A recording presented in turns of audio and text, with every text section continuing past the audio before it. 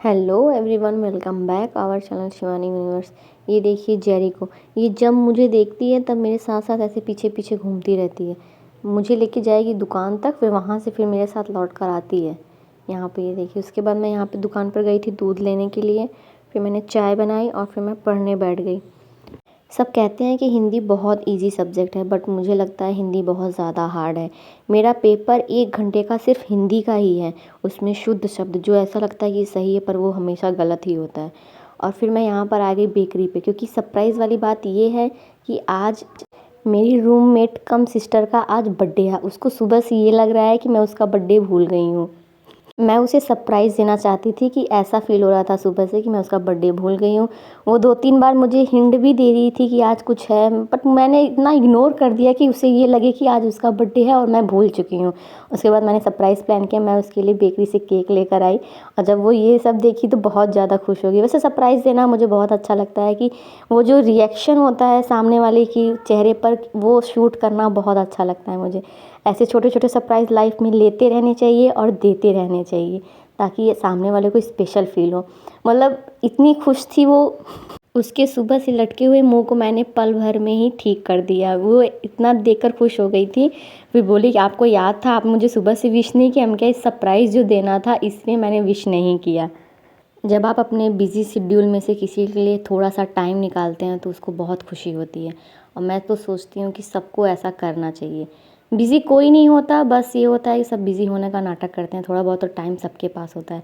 अब ये छोटी छोटी खुशियाँ जो हैं, मैंने ऐसे यूट्यूब पे भी सेव कर दिया है। अब वो जब भी इसको देखेगी तो एक बार बहुत खुश होगी कि ऐसे भी बर्थडे मनाया जा सकता है। हम स्टूडेंट हैं, थोड़ा बहुत तो हेडेक सबको होती है। उसे ये लग रहा था कि शायद एग्ज़ाम के प्रेशर में दीदी भूल गई हैं, बट मैं कुछ भी नहीं भूलती। मैं किसी का बर्थडे नहीं भूलती और सबको स्पेशल फ़ील करवाना मेरी हॉबी है। मतलब मैं सबके लिए कुछ ना कुछ थोड़ा बहुत सरप्राइज़ प्लान करती ही रहती हूँ, चाहे घर में भी हो सब लोग। मैं सबके लिए थोड़ा बहुत सरप्राइज़ प्लान करती रहती हूँ। ऐसे ही मैंने उसको उसके बर्थडे का सबसे खूबसूरत तोहफ़ा कह सकते हैं या फिर खूबसूरत पल जो उसने मेरे साथ बिताया, उसको बहुत अच्छा लगा। फिर उसके बाद मैं यहाँ पे फिर से पढ़ने बैठ गई, क्योंकि सच में बहुत ज़्यादा प्रेशर था। और हिंदी के ऐसे शब्द होते हैं जो मुझे समझ में ही नहीं आ रहे थे कि हाँ ये शुद्ध हैं कि अशुद्ध हैं। अब मैं इतनी ज़्यादा उसमें कंफ्यूज हो जा रही थी कि मुझे एक शब्द को डिफ़ाइन करने के लिए गूगल करना पड़ रहा था कि ये क्या सच में सही है। अब 1 घंटे का पेपर होगा सिर्फ़ और सिर्फ हिंदी का, 1 घंटे का पेपर।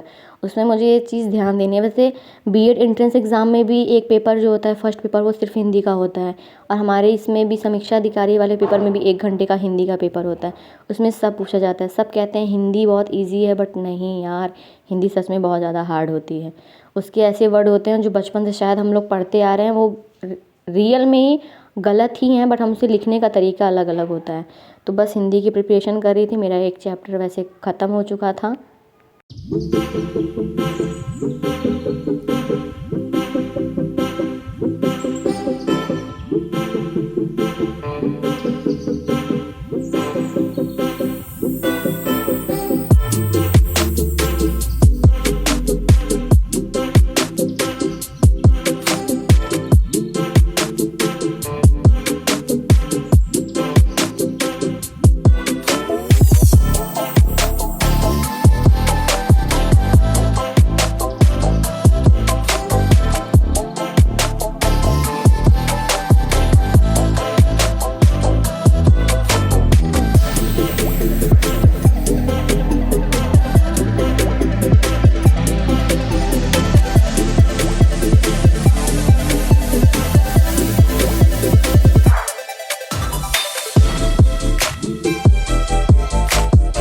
और जब आपके पास टाइम कम हो और आपको भूख लगे तो आप एक ऐसे भी ट्राई कर सकते हैं, कुकर में ही आप दाल चावल दोनों बना सकते हैं।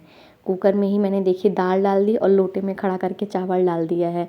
वैसे ये सब स्टूडेंट जो पीजी में रहते हैं, हॉस्टल में रहते हैं, सब इसको ट्राई ही करते हैं, क्योंकि एक साथ दोनों चीज़ बन जाती है। देखिए मेरी दाल भी अच्छे से गल गई है और चावल भी अच्छे से पक चुका है। तो आज थोड़ा सा रात काफ़ी टाइम हो गया था, हल्का खाने का मन कर रहा था, तो मैंने दाल चावल खाया, क्योंकि काफ़ी टाइम तक फिर रात में मुझे पढ़ना भी है। ये देखिए कितना टेस्टी मेरा दाल चावल है। ठीक है, तब तक मिलते हैं नेक्स्ट ब्लॉग में। तब तक के लिए बाय बाय।